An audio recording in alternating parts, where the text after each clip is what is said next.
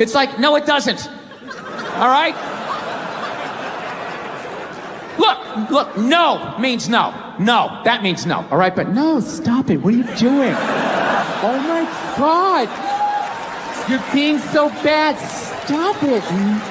No. Yeah, that's not a fucking no. That means I want to do it, but I'm afraid you're going to judge me, so I'm just going to make it look like it was your idea so you don't figure out that I've already performed this act with 40 other fucking people. Right?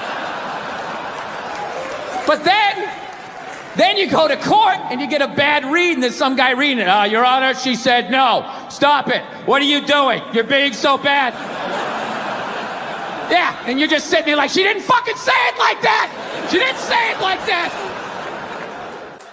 So, I'm sick of Obama's wife. Yeah. This isn't some Republican rant either. It's just kind of first ladies in general. You know, I don't know what it is. All throughout my life, with each presidency, like these first ladies, they've just gotten more and more like chatty. You know? More and more chiming in, like leaning into the frame, spitting out their ideas. It's just like, well, why are you talking? Right? You weren't elected. Shut up.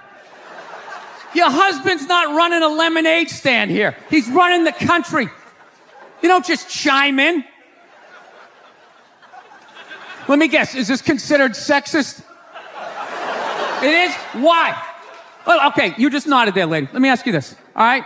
Let's say you had a leak in your house, okay? You call a plumber up. He shows up, and he goes, yeah, I think the leak's coming from the upstairs bathroom. We need to shut it up, blah, blah. Then all of a sudden, his wife walks in, who isn't a plumber.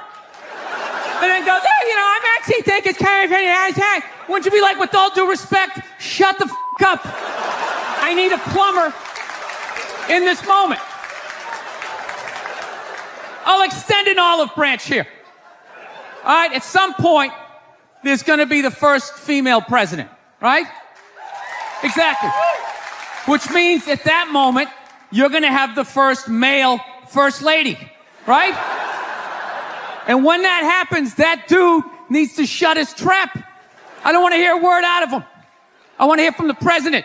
You, sir, go do some first lady stuff, all right? Go get yourself some gloves that go up to your elbows. Smile and nod during speeches. Go put your own flair redecorating the White House, right? Which leads you to Michelle Obama, right? And now she's sitting there holding up those hashtags. Remember that hashtag, bring back our girls? Remember that? It's like, it blew my mind. It's like, why are you showing me that? I'm a stand-up comedian. Like, what am I going to do to get those girls back? Why don't you look across the dinner table? It's like, you see that guy? That is the leader of the free world. Tell him to pick up a phone, call some Navy SEALs and solve it. What am I going to do? Show up with a sharpened mic stand? Hey, Michelle said to bring him back. I will get married, you know. I was making that. I'll definitely get married someday, you know. I love women and everything. I'm just finding I'm not, like, compatible with them. You know what I mean? You ever just feel that? Like, women have, like, too much energy for me. You know what I mean? Like, you can't have a day off when you have a girlfriend. You ever notice that? It's almost like they see that open day. They're like, oh, my God, let's go fill it up with shit. No, then they just come at you with one horrible idea after another. Horrible ideas. Like, you want to make some sandwiches and go to the park? You want to go to the Container store, get some containers for your t-shirts? This is the worst one. You ever get this one? You want to go to brunch? You want to go to brunch on Sunday? And inside you're like, fucking no! But you can't say that, right? You gotta keep them happy. So what do? You agree. Like, yeah, let's go to brunch. What a great idea. Why would you want to sleep in on a Sunday when you can go pay $18 for eggs? Now you're thinking. Now you're thinking. Then we can sit around and listen to your friends have moronic conversations about the eggs. Like, is that pesto? Is that pesto in your omelet? Oh, it's asparagus. It's asparagus. I thought it was pesto. Oh, you just want to flip the whole fucking table over? It's horrendous. I'm trying to learn to pick my battles when I date girls. I usually argue with women all the time, man. I'm stupid like that. You know? Like, I dated this girl one time. She was, like, really into, like, women's issues. So we used to always have these dumbass arguments. Like, one time she came up to me, she goes, okay, explain this to me, Bill. Why does a guy make more an hour to do the exact same job, huh? I go, I'll tell you why. Because in the unlikely event that we're both on a Titanic and it starts to sink, for some fucked up reason, you get to leave with the kids and I have to stay. Yeah, that's why I get the $1 more an hour. Well, think about it. If there's a house fire, it's always women and children first. I got to stand there with, like, the back of my shirt on fire going, let's go, people, let's go, let's go. So that's how I look at it. No, it's $1 an hour surcharge. That if something fucked up happens, either I can't leave or I gotta, like, get in the way of it to give you a head start, like, rabbit dog, run, honey, 1 Mississippi, 2 Mississippi. You hear a bump in the night, I gotta go check it out, like, yes, he does have a knife. Anytime there's a hostage situation, who do they negotiate for first? Well, at least let the women and children go. Well, what about me? Bullets hurt me too. Why the fuck do I gotta stay in the vault?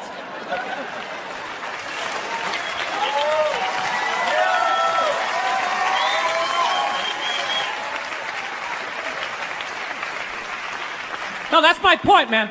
Where are all the feminists in those situations? You know what I mean? You can't find them. There are no feminists in a house fire. That's a guarantee. You could take the most hardcore feminist, some chick right in your face, like, you chauvinistic son of a bitch, little short, little haircut, the whole 9 yards, right? Second those flames break out, she's gonna twist those little hairs into pigtails. No, I'm just a girl. I want to go play jump rope.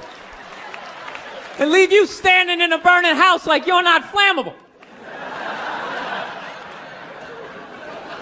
You know, but I'm not a dick, though. I'm not saying I think a woman should make $1 less an hour to do the same job. All I'm saying is if you're gonna make what I make when the boat sinks, you better be standing right there next to me, listen to that guy play the cello. Then you get the corner office. You get all the benefits or whatever. So let's talk white women here, shall we? Let's talk white women. White women, you're amazing your accomplishments over the last few years. I gotta tell you, the way white women somehow hijacked the woke movement, generals around the world should be analyzing this. Just to refresh your memory, the woke movement was supposed to be about people of color, not getting opportunities, the at-bats that they deserved, finally making that happen. And it was about that for about 8 seconds. And then somehow, white women swung their Gucci-booted feet over the fence of oppression and stuck themselves at the front of the line. I don't know how they did it.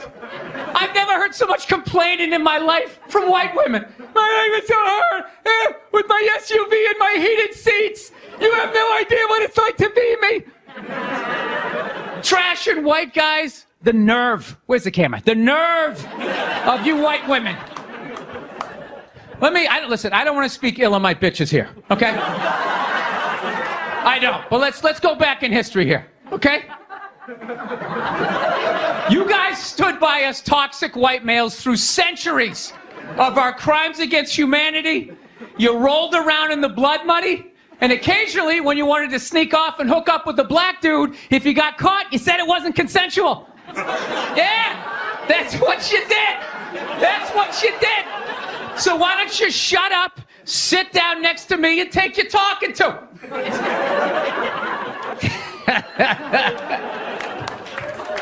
Thank you. I was going back and forth with somebody this morning, an East Coast friend of mine who I hadn't talked to in a while. How you enjoy being a dad and blah, blah, blah, blah, blah. And then she hits me up with the whole, hey, I'm turning 50 this year.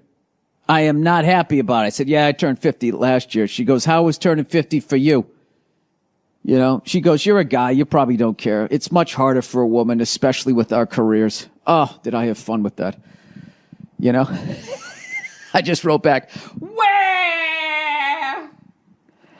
Jesus fucking Christ. You know what I mean? White women complaining is one of the funniest. It's like you got a fucking house and a beautiful family. What is the fucking it's so much harder for me. You're going to outlive me by 6 to 8 years. So me turning 50 is like me turning like 56, 57, 58. You don't hear me complaining, you know? You never hear me complain on this podcast. This is nothing but positivity, rainbows, and fucking unicorns. Yeah, I love that shit. It's harder for women to go to the gym. It's harder for us to lose weight. Well, then fucking work harder. You know? Everybody's different. Oh, is that where it's harder? You know what's harder for me? Trying to get some woman to pay the cover charge and buy me drinks. You know, it's harder for me, divorce court, outliving you. I mean, it balances out, ladies. Getting child support. Yeah, that's harder for me because I'll be the one paying it. Then all of a sudden it costs $900,000 a month to raise a fucking 2-year-old, right? I just don't understand the constant complaining by white women. Okay, you're white. You live in America. Shut up. Okay, wait till the other problems are solved, and then we'll get to you. You're at the meat counter. Your number isn't up yet. Wait your turn. All right? Wait your turn, Abigail. Do you know how much harder? It's so much easier for you to go to jail. It's not easier. Men's lives are harder because we have to live with you guys.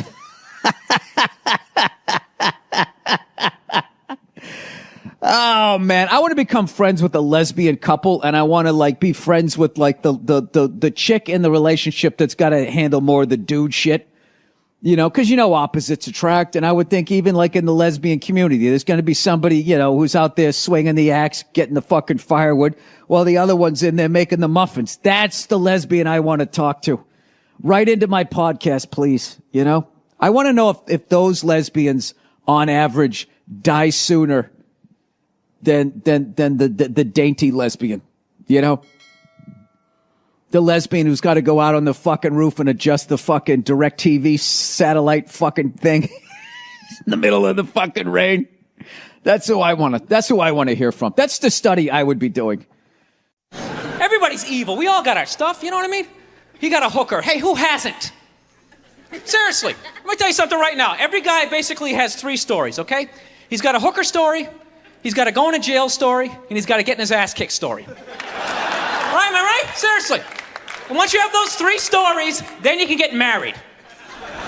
Because you got the evil out of you. You're not going to worry. What was that like? I remember I did that. I got my ass kicked. It was stupid. Because that's what guys do, man. We sit around and we tell stories. A good story is always you doing something wrong. You know? That's why nice people are so damn boring. I mean, they're nice, but their stories suck. Nice person tells you a story. Halfway through it, I just want to start screaming, you know? It's like I went to the beach today, saw sunrise and a picnic. I'm like, ah! Where are the hookers? Where's the drugs? Those are 2 key elements for a story. Did the cops show up, then you didn't do anything. I'm telling you, man. You know what, when someone's telling you a good story, though? I love stories. I can tell you right now, when someone's telling you a good story, you always can tell because their voice drops like 3 octaves, like a minute into the story. You know what I mean? Starts off in a normal tone, always like normal. Like, man, went to the bar last night, the place was packed. All of a sudden, this chick came in, man, I did this down the inside. It's like, what? That's the good part, that's the evil. I want to hear that. Good stories are always told quietly, but bad stories are always told way too damn loud. You know, you'd be like on the bus, you'd be sitting in the front row of the bus, and there's some jackass 20 rows back telling the worst story ever, and you can hear every word of it. Oh my God, we were watching TV last night, it was unbelievable. All of a sudden he'd shut up, we were like, wow, that never happened before. Then we realized the cat knocked the plug out of the outlet. Shut up! Don't you wish good stories were told loudly? You know, make your day so much damn more enjoyable, you know? You're like riding on the bus, getting to work, and some guy tells some crazy story 20 rows back, you're hearing it, be great. Like some guy, Daryl, how was your night? It's pretty crazy, man. I was riding in my car, I looked down to turn the station, I hit some dude on a bike. Yeah, he got up, so I just took off, man. I think he got my plate. Look, don't tell anybody or I'll kill you. Owen, still got some life in you? Awesome. I can't wait for these elections to be over, you know? It's like enough already. Just fucking pick somebody. How many more goddamn debates are gonna be, right? 1,000 points of light, Health insurance trickling down. Everybody gets applesauce. Doesn't matter. I want to find an honest guy. You know what I mean? Some guy who's just going to get on TV and be like, look, in order for this whole thing to work, at least 2/3 of you need to just go to the beach and walk into the ocean. There's only so much chicken and fresh water left. If you're not in that upper third, just be honest with yourselves. You know, they should have auditions. Whatever you do, you got to audition to still be here. Right? You're a plumber, fix that sink better than 70% of the other fuckers. That's it. Put some wrenches in your pocket, go to the beach, and out you go. Yeah, straight across the board. Dentists, comedians, I'd do it. I'd stand in a line with a bunch of clowns, right? Tumblers and shit. I wouldn't make it. I wouldn't. No, I take comfort in knowing that. There's no way I'm making it. I'm useless.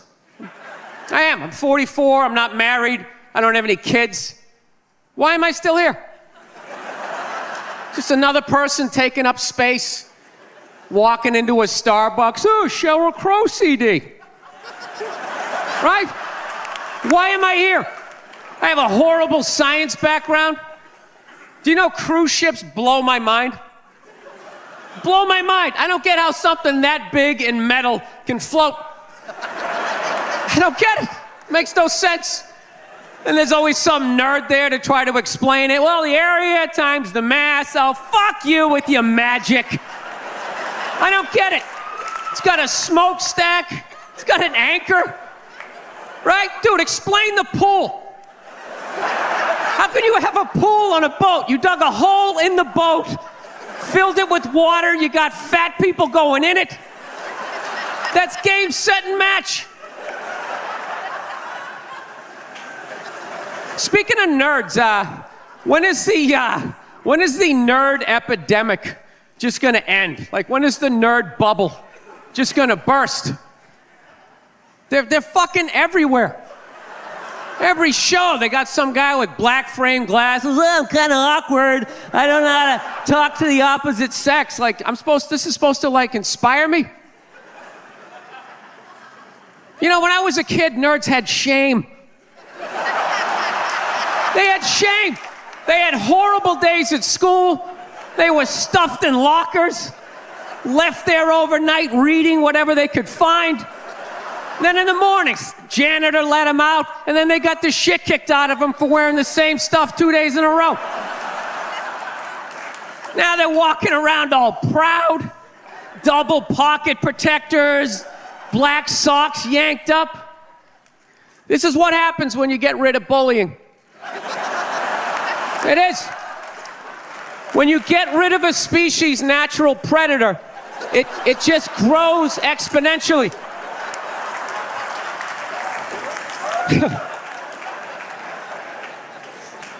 Actually, Nerd Jesus died in the last year, right? Steve Jobs. Yeah, he died, right? I know, a lot of nerds here tonight. I know, you're sad. I didn't get it. I didn't get the big deal they made about that guy. When he died, they were like, he changed the world. That was insane. He changed the world. The world was one way, and then Steve Jobs came, and it was another. What did he do?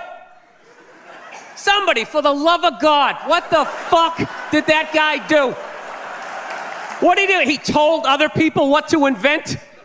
I want my entire music collection in that phone. Get on it! Right? And then these poor, nameless, faceless scientists got to go in a back room and figure it out. How the fuck are we going to get all of this into this? I mean, what year does this guy think this is? This is crazy. This is like Buck Rogers. Dude, my kid has a birthday in like 11 months. Steve Jobs just walking by. I don't hear any thinking going on in there. Just strutting around the office, eating some pretentious fruit like a pear, right? Just throwing out ideas. There's another one. There's another one I just came up with on the way to work. I was reading a magazine the other day, turning pages, you know? I like to turn pages on a screen that aren't even there. Yeah, wrap your fucking heads around that, guys. See you in 8 years. Where you going, Michael? Big, little, get on it. Right? And all these people slave away to make his vision come true. And then they have the big nerd fest, right? Down there, Comic-Con, and all their nerd mecca. They're all showing up with their Acne and their Hulk shirts, limping into the arena, right? Does Steve Jobs go out with a whole chorus line of scientists? No, he goes out there by himself. Sneakers and no belt, like it was no biggie, right?